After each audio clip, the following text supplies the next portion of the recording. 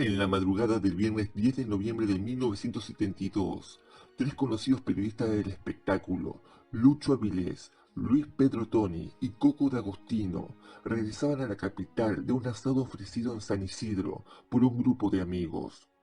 La lluvia torrencial había obligado a una detención para subsanar un desperfecto en el limpiaparabrisas. Después de acercar con su automóvil a un conocido, Lucho enfiló por la avenida del Libertador. Conversaban. Lo último que Luis Pedro Toni recordó en ese momento de los acontecimientos previos a la colisión fue un pequeño automóvil rojo que circulaba por la rápida arteria sin darles paso. Calcula que el accidente ocurrió varios minutos después. Solo recuerdo que alguien se aproximó a la ventanilla y me preguntó a quién quería que avisase. Le di mi número telefónico, pidiéndole que le alertara a mi esposa. Después un bombero me sacó del coche destrozado. No sentía nada, ni angustia, ni temor, nada. Cuando me sacaban tomé conciencia de que mi pierna estaba malherida y descubrí las fracturas de mi brazo. En un camión me trasladaron al hospital. Fue cuando escuché los desgarradores gritos de Coco. Sufría horriblemente por las tremendas fracturas expuestas de sus piernas. Tony resultó el mejor librado. Sus heridas, si bien graves, no alcanzaban a componer un cuadro crítico. Sus colegas no pudieron decir lo mismo. El choque se produjo de frente y de punta contra un automóvil que marchaba en sentido opuesto a nosotros. No sé, tal vez el agua impidió la visibilidad de Lucho. Quizá alguno de los coches tenía desequilibrada la dirección. Lo cierto es que todo el peso del encontronazo fue recibido por Lucho y Coco, que viajaban detrás de aquel. Por fortuna, la persona que me auxilió en un primer momento también se ocupó de alertar a los bomberos y al hospital. Él viajaba en una camioneta que nos seguía y que debía maniobrar forzosamente para no atropellarnos por detrás. Venía a 80 kilómetros por hora y afirma que esa era nuestra velocidad. Esa persona no quiso dar su nombre. Sé que se llama Alfredo y a él vaya todo mi agradecimiento. Cacho Fontana llegó a la habitación 205 de la clínica Bastarrica. Filmó sobre el yeso de la pierna recién operada del herido, intercambió con él bromas y lo alentó para la operación en el brazo. En un mes estoy trabajando, aunque cada pierna me va a dar muchos dolores de cabeza todavía, se animó a decir en esa oportunidad Tony. Al tomar conocimiento del accidente, la actriz y entonces pareja de Lucho Vilés, Inés Moreno, sufrió un desmayo. De todos modos, estuvo junto a su esposo mucho antes de que la noticia del suceso se proyectara públicamente. Aquí las cosas son distintas.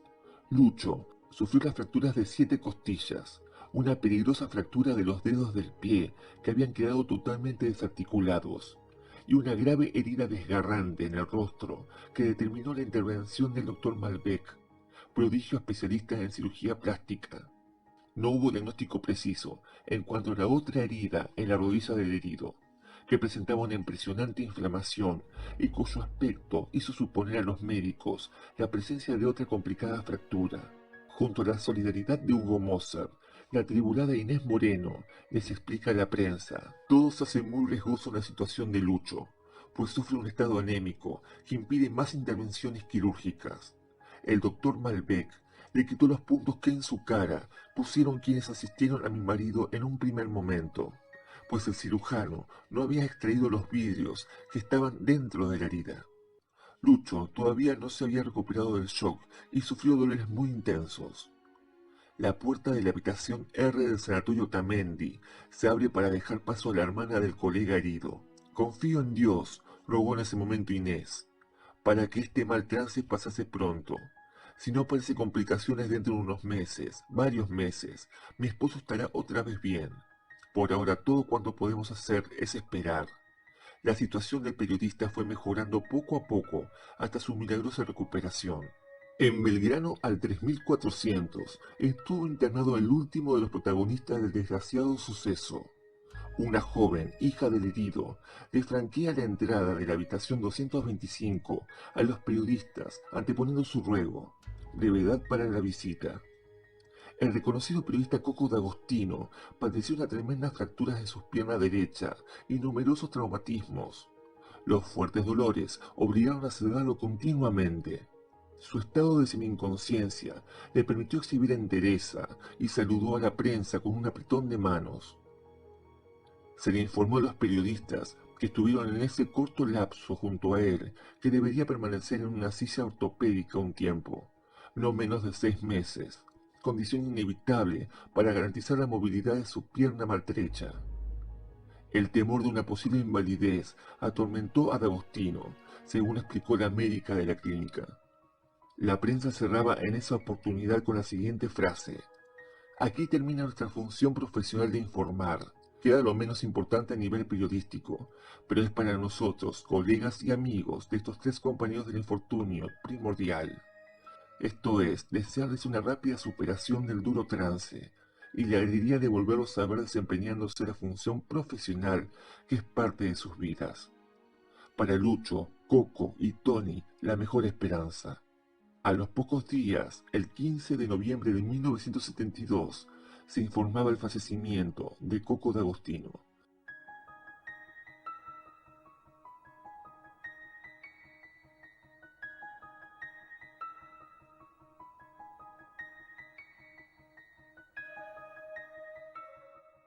Todo empezó a las 0:25 horas del miércoles 21 de octubre de 1970, en uno de los pabellones del primer piso del Instituto Agote, ubicado en Chacras y Darregueira. A esa hora, uno de los reclusos pidió al celador Juan Cáceres que le abriera las puertas de las rejas, ya que quería ir al baño. Cuando el empleado hizo lo que se le pedía, Miguel Quiña, de 18 años, lo amenazó con un arma blanca y lo obligó a ingresar al cuarto, donde entre varios muchachos lo amordazaron y maniataron, arrojándolo sobre una de las camas. Luego, y mientras algunos de los internados se quedaban vigilando a su prisionero, Quiña y Luis Ángel Vetere salieron del pabellón y se encaminaron a la oficina celular. En ese lugar se encontraba Juan Felipe Acuña, subayudante del Cuerpo de Seguridad y Vigilancia. Los acontecimientos posteriores resultan muy poco claros, y no se sabe si el guardia se resistió cuando intentaban reducirlo, o si la intención inicial de los muchachos era atacarlo. Hipótesis esta que induciría a pensar en una venganza personal. Pero de cualquier manera, se pudo establecer que Vetere colocó una media en torno al cuello del celador, en tanto que Quiña, valiéndose del arma que llevaba, una púa o estilete de unos 15 centímetros de longitud, fabricado con un flete elástico de cama, le aplicó varias puñaladas en el tórax. Los gritos alertaron a los demás celadores, pero cuando estos acudieron al lugar, los agresores ya habían huido. Vetere había regresado a su dormitorio, donde tras de vestirse y acostarse, fingió que dormía profundamente. Su acción fue observada por Cáceres, que cuando pudo liberarse de sus ataduras, lo apresó y entregó a las autoridades. Quiña, en el interín, había llegado al segundo piso y ascendido a una ventana con rejas de hierro. Cuando intentaron aprenderlo, se lanzó al vacío, cubriendo en su caída una distancia de aproximadamente 2 metros. El impacto le provocó algunas lesiones, por lo que fue internado bajo custodia policial en el Hospital Fernández. Una vez repuesto, lo trasladaron a la comisaría número 23, bajo cuya jurisdicción se halla el Instituto Agote, alojándolo en una de las dependencias de los fondos. Las circunstancias en las que logró evadirse el joven delincuente fueron verdaderamente cinematográficas. No se sabe si en un descuido del personal de la comisaría o aprovechando las circunstancias de que una fuga parecía totalmente imposible. Además de encerrado Quiña, se hallaba esposado. El muchacho se lanzó a través de la claraboya, ganando la calle. Descalzo y sangrando profusamente por varias heridas que había sufrido en el rostro, como consecuencia del salto, el prófugo pasó cerca de un vecino de la seccional, el que sorprendido telefonó inmediatamente a esta para dar cuenta del hecho. Para esos momentos, el personal de la comisaría había advertido ya la fuga, generándose un enorme revuelo. Algunos efectivos que partieron de inmediato tras las pistas del evadido pudieron determinar mediante interrogatorios a testigos en el jardín botánico, paseo muy próximo al lugar. La batida se hizo en abanico, con intervención de la Guardia de Infantería, registrándose árbol por árbol y sección por sección.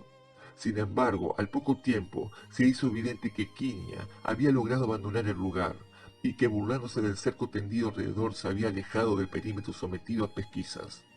Después, por muchas horas, y pese a constantes esfuerzos de los uniformados, no se supo nada acerca del paradero del joven, que finalmente decidió entregarse a la justicia. Cuando los muchachos y familiares descendieron del taxi, respondieron con un casi absoluto hermetismo. El padre, Manuel Quiña, y el tío, Carlos Gregorio Quiña, indicaron tan solo que Miguel Ángel había llegado a la casa familiar de Villa Urquiza el jueves por la noche, y que poco a poco lo habían convencido de que se entregara a la justicia. Eso era lo que ahora iba a ser. Y en el cuarto piso, dependencia número 7 de la Defensoría de los Pobres, incapaces y ausentes, a cargo del doctor Jaime Leguizamón, terminó esta trágica aventura.